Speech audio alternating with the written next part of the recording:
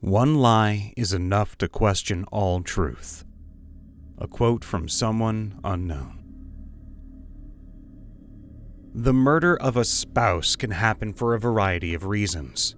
Crimes of passion, feeling trapped, money, an affair. Sometimes the victim can feel that something is off in their relationship. Sometimes not. It isn't always a clear-cut situation where one can easily point fingers. Hearsay isn't a reliable source of information, and sometimes neither is the evidence. On October 24, 1972, Laci Peterson and Jacqueline Latham welcomed their son Scott into the world.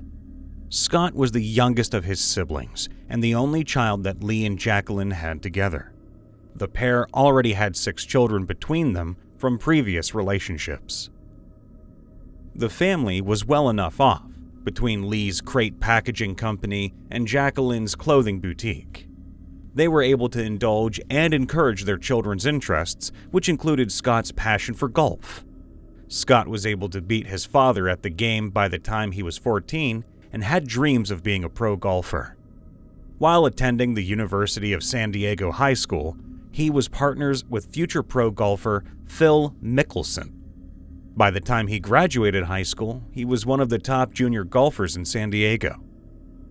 After graduating high school, Scott enrolled at Arizona State University on a partial golf scholarship. Unfortunately for him, he had much more competition here, and his father would say he found it discouraging. Scott would eventually be taken off the golf team when the father of Chris Couch, a future pro golfer, filed a complaint against him. During Chris's visit to Arizona State on a recruiting trip, Scott took him out drinking. When Chris arrived home hungover, his father told the coach of the Arizona State golf team how unhappy he was with the way his son was treated.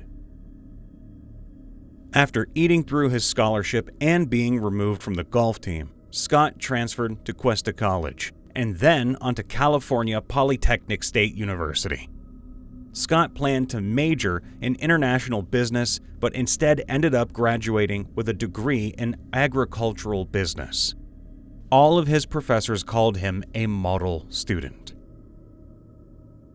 During his time at California Polytechnic, Scott worked at Pacific Cafe in Morro Bay. This was where he met his future wife. Laci Rocha would occasionally drop by the cafe to visit a friend who worked there.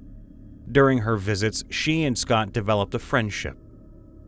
In mid-1994, Laci gave Scott her phone number, and after he called her the first time, the pair started dating.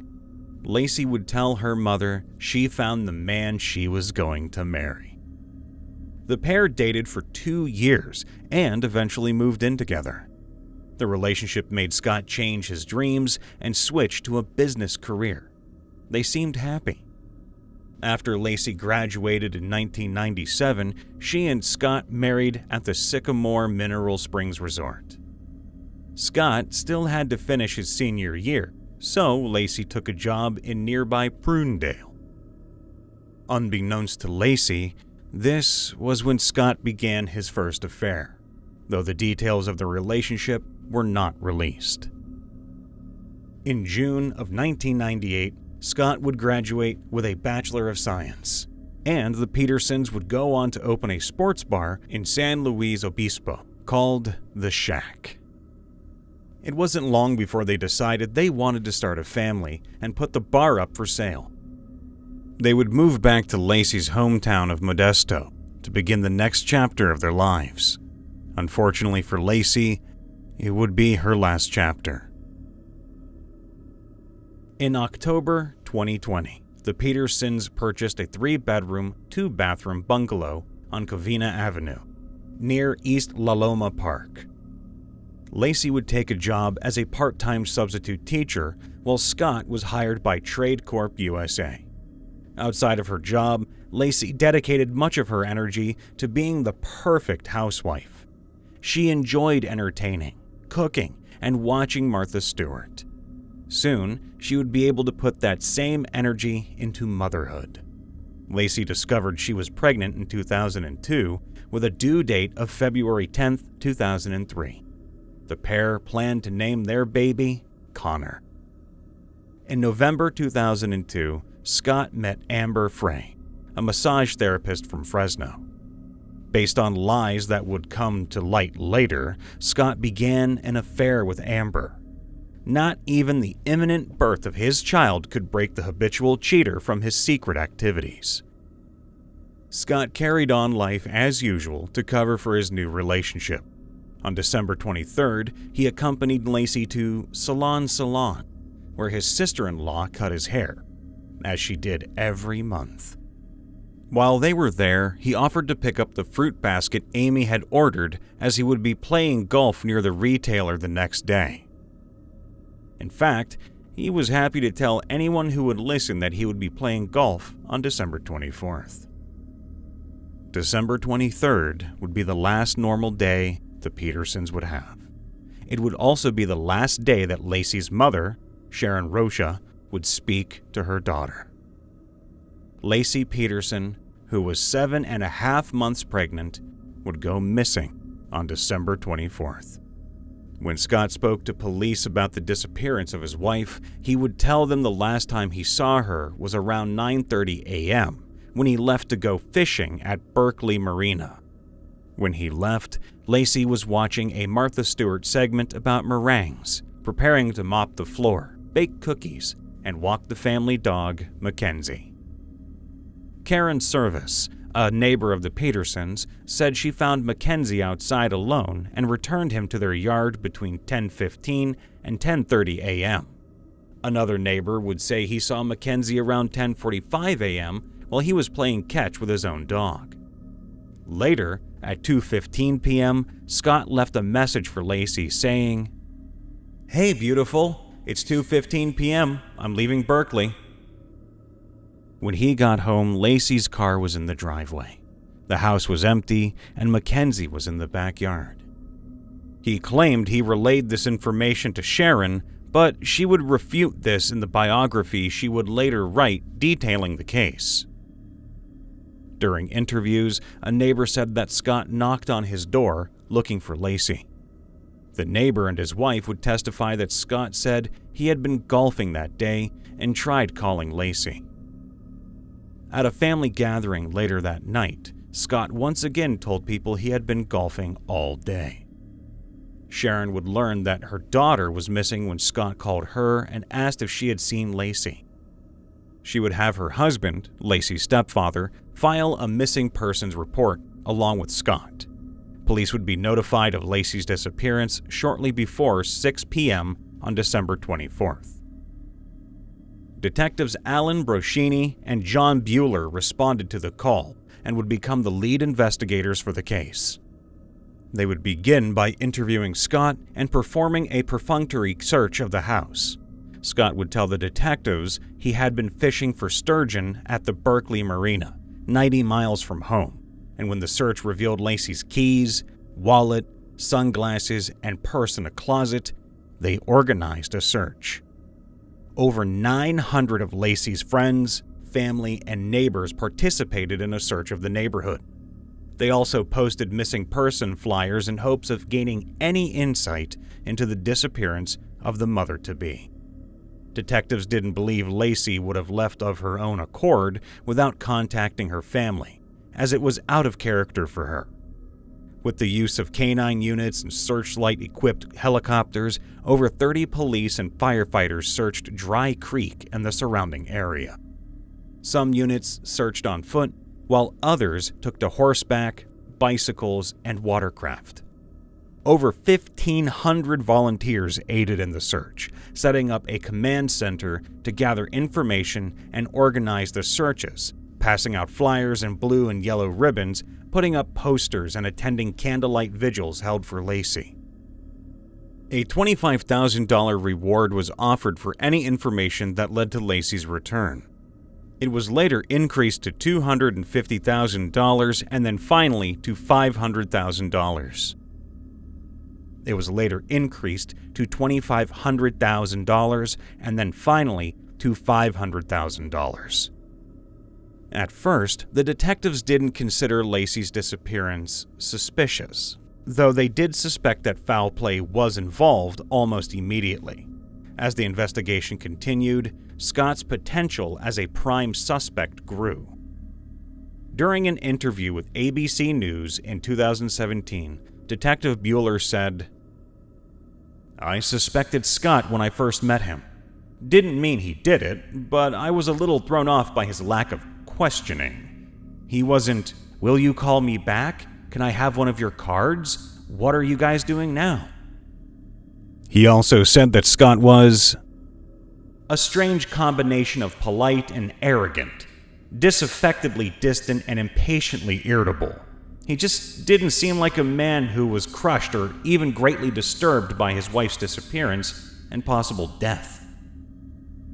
At this point, the Rocha family defended Scott, saying he and Laci were the ideal couple. This point of view would change when a woman named Amber Frey spoke to the police. Media coverage for Laci's disappearance was widespread and brought in a variety of tips and possible sightings. It also brought in Amber, who introduced herself to detectives as Scott's girlfriend. She and Scott met on November 20th, and he would tell her he was single. Later, on December 9th, he would tell Amber he was a widower, and this was his first Christmas without his wife. The interview with Amber led detectives to believe that Scott planned to kill Laci 2 weeks before her disappearance. They would give Amber a recording device so she could record any future conversations with Scott.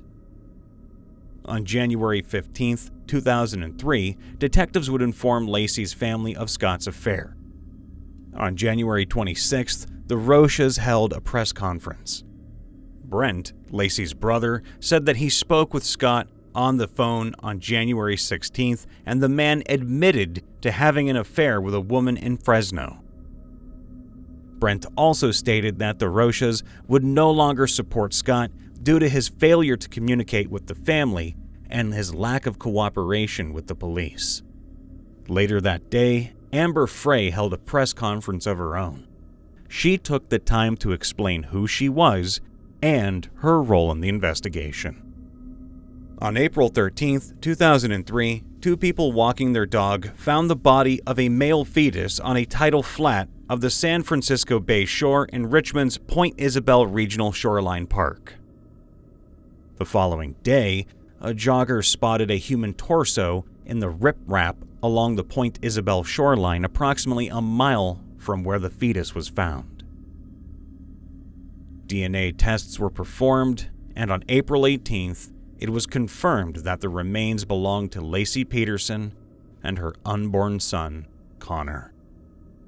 Autopsies were performed by forensic pathologist Dr. Brian Peterson, who had no relationship to Scott and Laci. The results of the autopsies were sealed, but an anonymous source from the Associated Press revealed the details. Connor's body only showed minor decomposition, but had mutilations along the right side of his body and was found with a length of nylon cord wrapped around him. Laci's remains were bloated and severely decomposed. 2 of her ribs were cracked, and she was missing her head, arms, most of her legs, and internal organs. But both her uterus and cervix were intact. The date of death could not be conclusively determined. Though it was believed that Scott dismembered Laci's body, Dr. Peterson found no human-made incisions. Laci's missing limbs and organs were consistent with a body that had been weighted at the wrists and ankles, then submerged in seawater for months. Her head and limbs were never recovered. Dr. Peterson also concluded that Connor died in utero. His body would have been expelled from Laci's decomposing corpse when her abdominal cavity ruptured. Seawater rushed into the cavity and washed everything out. The discovery of the bodies elevated the case from missing person to homicide, and Scott was now the prime suspect. The FBI and Modesto Police Department were now able to perform a forensic search of the Peterson home. Using mitochondrial DNA, the FBI matched a hair from Laci's hairbrush to a hair found wrapped around a pair of pliers in Scott's boat. Scott had only purchased the fishing boat 2 weeks before he reported Laci missing. Along with the house, police also searched Scott's truck, toolbox, and warehouse. They found a homemade anchor on the boat, which was a bucket filled with concrete. Scott told police he used a 90-pound bag of concrete to make the anchor and used the rest to repair his driveway. Detective Henry Hendry had previously searched Scott's warehouse, but what he found was more sinister now that Scott was the prime suspect. Cement powder dusted the boat trailer, and there were 5 circular marks which exactly matched the size and shape of the bucket used for the anchor. He also found a sledgehammer and a dustpan covered in cement powder. The prosecution would use this find to allege that Scott made 5 anchors and used 4 to sink Laci's body into the bay. However, after Scott's arrest, the bay was searched and no anchors were found. During the investigation, detectives put a GPS locator on Scott's car and tracked him to San Diego. They expected him to evade arrest by fleeing to Mexico. Scott knew the area well and was less than 30 miles from the border when they realized he switched vehicles, rendering the GPS useless. Despite this, detectives were able to arrest Scott on April 18, 2003, at Torrey Pines Golf Course in La Jolla, where he was going to play golf with his dad and brother. Scott had dyed his hair and beard blonde, and his vehicle was packed with equipment and supplies. Police found $15,000 in cash, Viagra, camping gear, survival equipment, several changes of clothing, 4 cell phones, his driver's license, and his brother's driver's license. Laci Peterson, Scott's father, said Scott had his brother's license so he could get a San Diego resident discount at the golf course. He also said his son was living in his car to avoid the media. Police and prosecutors disagreed, saying this was all a clear attempt to disguise himself, evade police, and flee to Mexico. Detectives Broschini and Bueller took Scott back to Modesto and booked him into the Stanislaus County Jail. Scott would be arraigned and charged with 2 counts of felony murder, with premeditation and special circumstances on April 21, 2003. In criminal law, special circumstances are the actions of the accused or conditions under which a crime, particularly homicide, was committed. These factors require or allow for more severe punishment. Scott pled not guilty to his charges. The Petersons' case garnered a lot of publicity and community involvement. Due to this and a small jury pool, a Stanislaus County judge had the trial moved to San Mateo County. This move would make it so that the defense team could not claim juror bias and an unfair trial. Scott's trial was set to begin on June 1, 2004. Though he had a relatively high-profile lawyer assigned to his case, Scott hired his own defense. Mark Garagos, a high-profile criminal defense attorney known for representing celebrities and politicians, took the case. Rick DiStasso, a much more obscure attorney, was the lead prosecutor for the case. Amber Frey, acting as a witness to the prosecution, hired lawyer Gloria Allred to represent her. The Peterson trial was not to be a smooth one. On June 23, 2004, the judge had to dismiss one of the jurors after questioning. The juror in question had been recorded in a video speaking to Laci's brother, Brent.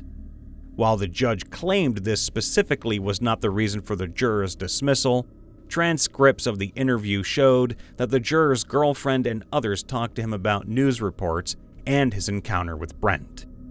Following this, the remaining jurors were warned not to read, watch, or listen to media coverage of the trial.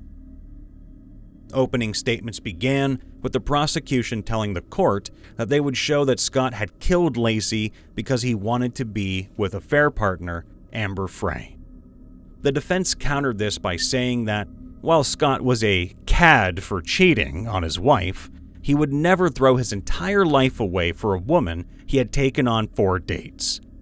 Over the course of the trial, both sides would present their evidence, or lack thereof. The lack of evidence is where the defense would base their arguments. They would say that the police rushed their judgment in discrediting Scott's claim that his wife was watching a Martha Stewart segment about meringues, saying no such segment played on that day's episode. Mark Garagos proved their judgment incorrect by playing the December 24th episode of Martha Stewart Living for the jury, which, in fact, contained a segment about baking meringues. Garagos would then go on to discredit the hair found in Scott's boat.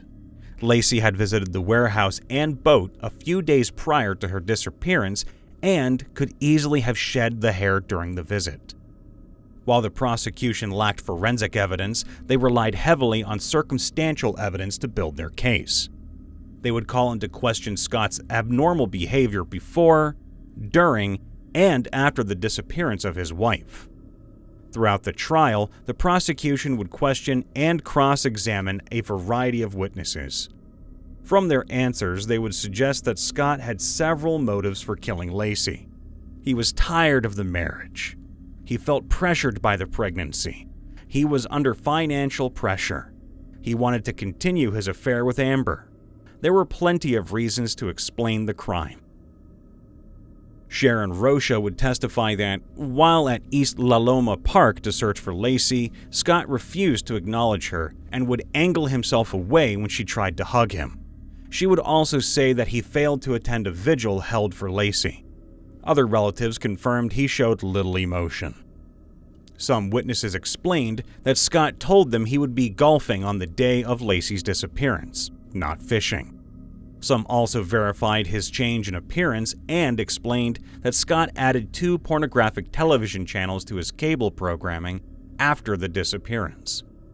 The prosecution called a realtor to the stand, who testified that, in January 2003, Scott showed interest in selling the home he owned with Laci. He said he didn't want her to have to live there if she were to be found alive. They also questioned a car salesman who testified that Scott traded in Laci's Land Rover for a Dodge pickup truck. An auditor would tell the court the Petersons were living beyond their means and had accumulated $23,000 in credit card debt. However, under cross-examination, the auditor would say Scott paid all his bills on time and had $50,000 available credit on other cards. Amber Frey took the stand to testify about her affair with Scott. During this phase of questioning, the court would hear some of the phone calls Amber had recorded where Scott lied about Laci. The prosecution would also call an FBI trace evidence expert to the stand. She explained to the court that the mitochondrial DNA from the hair found on Scott's boat matched that of a hair taken from Laci's brush. The defense argued that mitochondrial DNA is the least reliable form of DNA testing, and only half the states allow it. Prosecution witness Robert O'Neill said that a sample from the concrete anchor found on the boat was tested against the driveway, and the samples did not match, so there was no way that Scott had done the repairs he claimed with the same bag of concrete he used to make the anchor. A concrete expert for the defense claimed the samples were consistent and matched. While Garagos pointed out that there were no anchors found in the bay, even after a search with sonar equipment, diver Jeffrey Bear explained why this might be. Jeffrey had led 15 dives in the search for Laci and stated that the thick mud, strong currents, dark water, and a strong surge can make it virtually impossible for sonar to locate an object, even if the target is known. This is why they didn't find Laci's body or the anchors. To emphasize his point, he said his crew accidentally dropped the sonar into the water and, despite knowing its precise location, it took them 4 dives to find the equipment. The defense not only latched onto the lack of evidence, but the messy way in which the investigation was conducted. Investigators failed to obtain an alibi from a prostitute who was stealing checks from Scott's mailbox after Laci's disappearance, as they didn't think she had anything to do with it. There was also an interview conducted with Scott that had no audio because someone forgot to put batteries in the tape recorder. The defense also called into validity the prosecution's claims that Connor died at the same time as his mother. They suggested the fetal remains were full-term and that whoever kidnapped Laci held her until she gave birth before killing mother and son and then dumping the bodies. Dr. Charles March, a fertility expert who was expected to be a crucial witness for the defense, said that the fetus could not have died any earlier than December 29, 2002. He based his findings on a report given by one of Laci's friends who said Laci took a pregnancy test on June 9, 2002 that came back positive. This was bashed by the prosecution. After arguments and closing statements were presented, deliberations began. During this phase, one juror who had been doing her own independent research into the case was removed and replaced. The jury foreman, an attorney, requested his own removal as the other jurors wanted him replaced. He was replaced by an alternate. On November 12, 2004, the jury convicted Scott Peterson of 2 counts of murder: first-degree murder with special circumstances for killing Laci, and second-degree murder for killing the fetus she carried. The penalty phase of the trial ran from November 30th to December 13th, where the jury sentenced Scott to death. Judge DeLucia followed the verdict on March 16, 2005, with a sentence of death via lethal injection and to pay $10,000 toward Laci's funeral. On October 5th, another judge would rule that the $250,000 life insurance policy Scott took out on Laci would be paid to her mother, Sharon. In the early morning hours of March 17, 2005, Scott arrived at San Quentin Prison. Apparently, he hadn't slept the night before because he was too jazzed to sleep. He joined the 700 other inmates at California's only death row facility. The automatic appeal of the death sentence was filed on July 5, 2012.